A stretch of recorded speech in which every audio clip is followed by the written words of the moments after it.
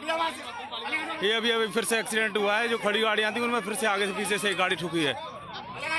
आगे कोई red light वगैरह लगा दीजिए कुछ।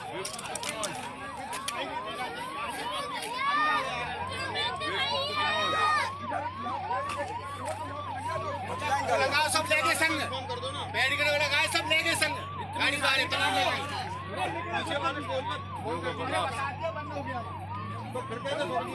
कितना बेवकूफ है ड्राइवर ये, पागल है बिल्कुल ही, ईयरफोन लगा के चला रहा है। गाड़ी आगे, गाड़ी आगे।